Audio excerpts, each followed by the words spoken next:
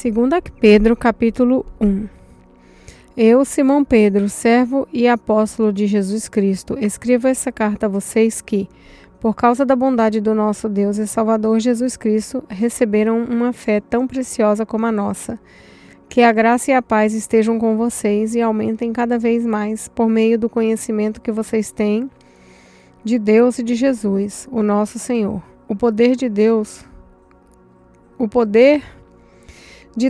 nos tem dado tudo o que precisamos para viver uma vida que agrada a Ele, por meio do conhecimento que temos daquele que nos chamou para tomar parte na sua própria glória e bondade. Desse modo, Ele nos tem dado os maravilhosos e preciosos dons que prometeu.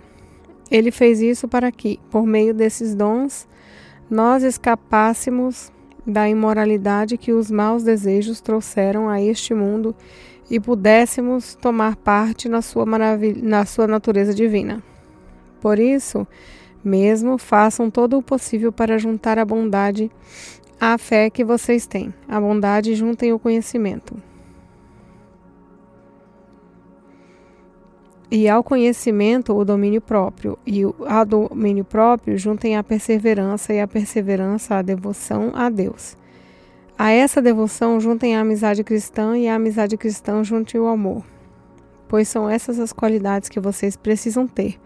Se vocês as tiverem e fizerem com que elas aumentem, serão cada vez mais ativos e produzirão muitas coisas boas, como resultado do conhecimento que vocês têm do nosso Senhor Jesus Cristo. Mas quem não tem essas coisas é como um cego ou como alguém que enxerga pouco e esqueceu que foi purificado dos seus pecados passados. Portanto, meus irmãos, procurem ficar cada vez mais firmes na certeza de que Deus os chamou e escolheu. Se vocês fizerem isso, jamais abandonarão a fé. E assim receberão todo o direito de entrar no reino eterno do nosso Senhor e Salvador Jesus Cristo. Por isso, farei sempre com que vocês lembrem dessas coisas, embora já as conheçam e estejam firmes na verdade que receberam. Penso que, enquanto eu viver, é justo que faça com que vocês lembrem dessas coisas, pois sei que logo terei de deixar este corpo mortal, como o nosso Senhor Jesus Cristo me disse claramente. Portanto, farei tudo o que puder para que, depois da minha morte, vocês lembrem sempre dessas coisas. Nós não estávamos contando coisas inventadas quando anunciamos a vocês a vinda poderosa do nosso Senhor Jesus Cristo, pois com os nossos próprios olhos nós vimos a sua grandeza. Nós estávamos lá quando Deus, o Pai, lhe deu honra e glória. Ele ouviu a voz de surpresa glória dizer, esse é o meu filho querido, que me dá muita alegria. Nós menos ouvimos a voz que veio do céu quando estávamos com o Senhor Jesus no Monte Sagrado. Assim temos mais confiança ainda na mensagem anunciada pelos profetas.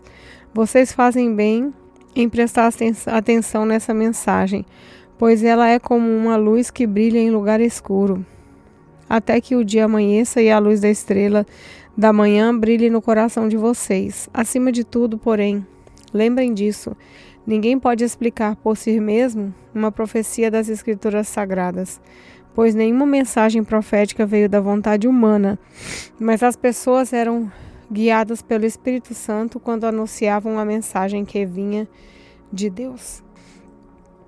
Segundo Pedro, capítulo 2.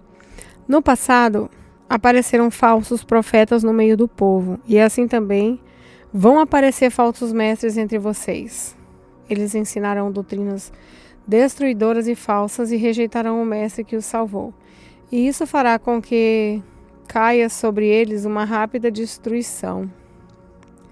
Mesmo assim, muita gente vai imitar a vida imoral deles. Por causa desses falsos mestres, muitas pessoas vão falar mal do caminho da verdade. Em sua ambição pelo dinheiro, esses falsos mestres vão explorar vocês, contando histórias inventadas. Mas faz muito tempo que o juiz está alerta e o destruidor deles está bem acordado. Pois Deus não deixou escapar os anjos que pecaram, mas os jogou no inferno e os deixou presos com correntes na escuridão, esperando o dia do julgamento. Deus não deixou escapar o mundo antigo, mas trouxe o dilúvio sobre o mundo dos que não queriam saber de Deus. A única pessoa que ele salvou foi Noé, que anunciou que todos deviam obedecer a Deus. E Deus também salvou as outras 7 pessoas. Deus condenou a cidade de Sodoma e Gomorra, destruiu-as com fogo como exemplo do que vai acontecer com os que com os que não querem saber dele. Ele salvou Ló, um homem bom, que estava aflito, porque conhecia a vida daquela gente imoral. Todos os dias esse homem bom que vivia entre eles ficava muito agoniado ao ver e ouvir as coisas más que aquela gente fazia.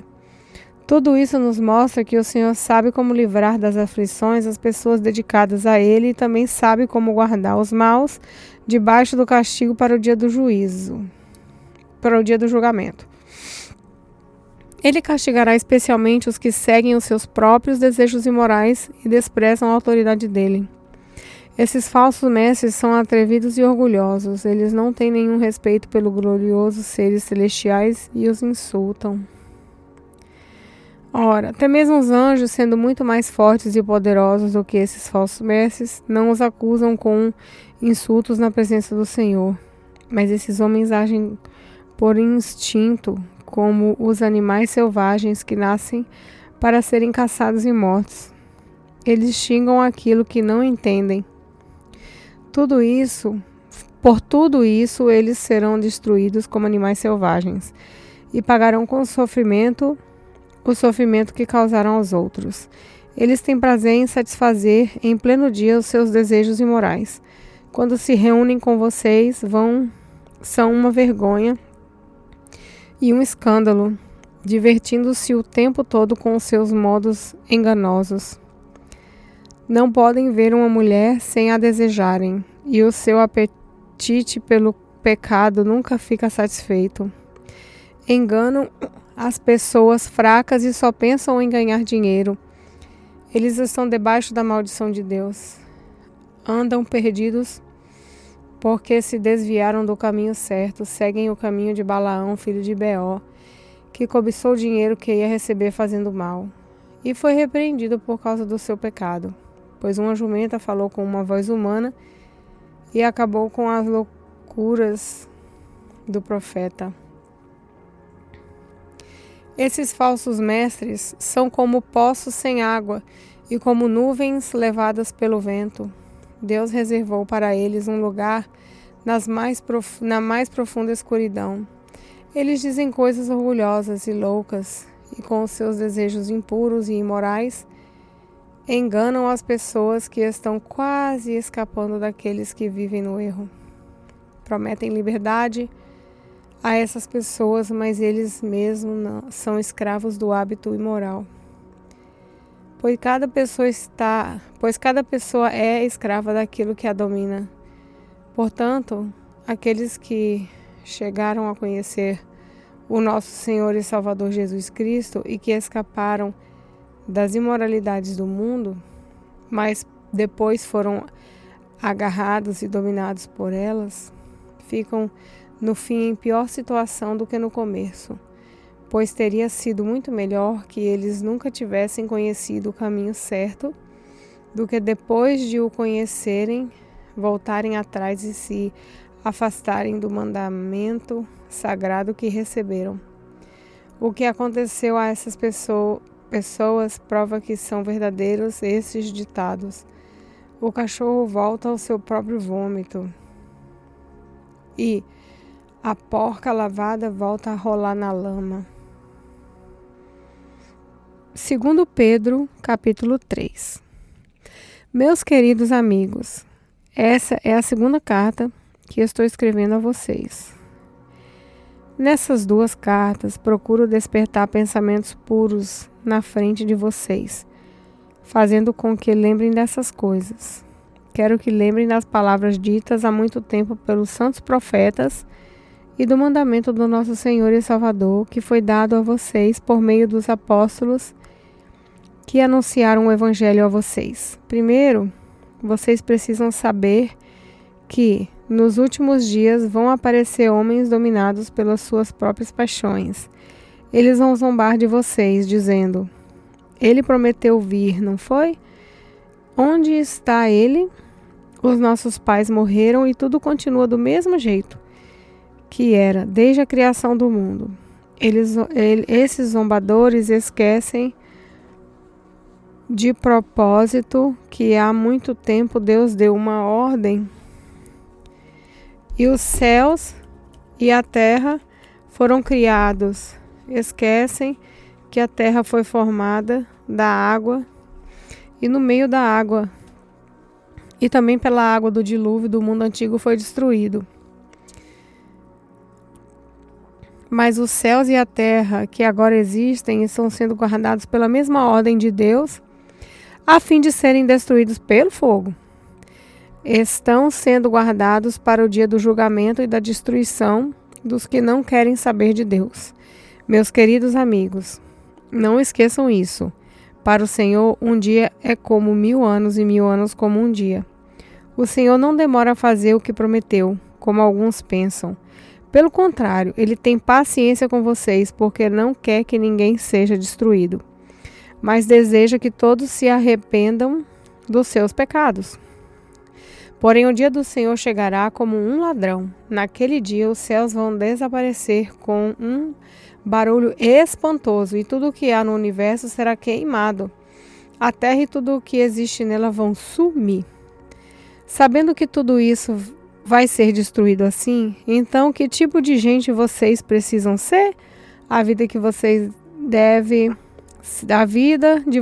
deve ser agradável a Deus e dedicada a Ele.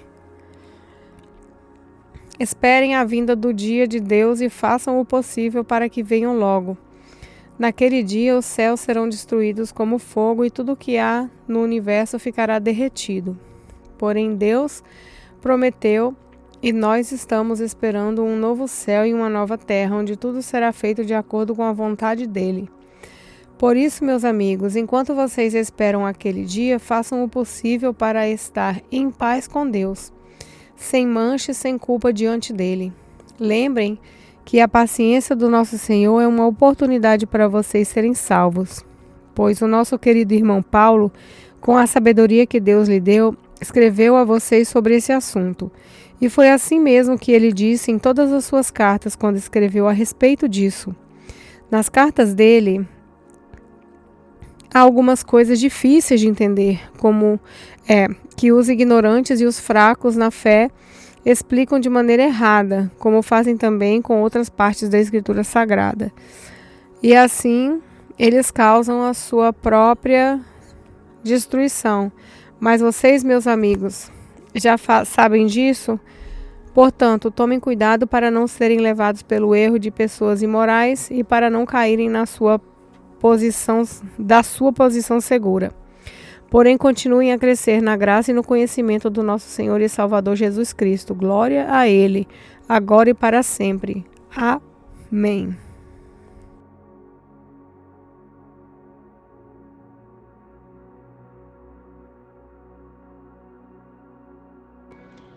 A paz, irmãos, aqui é a pastora Juliana.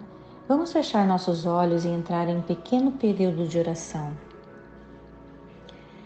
Senhor Deus e Pai, pedimos para que o Senhor abra nossos olhos e nosso coração para a Sua Palavra. Que enxerguemos na Sua Palavra a Sua vontade para as nossas vidas.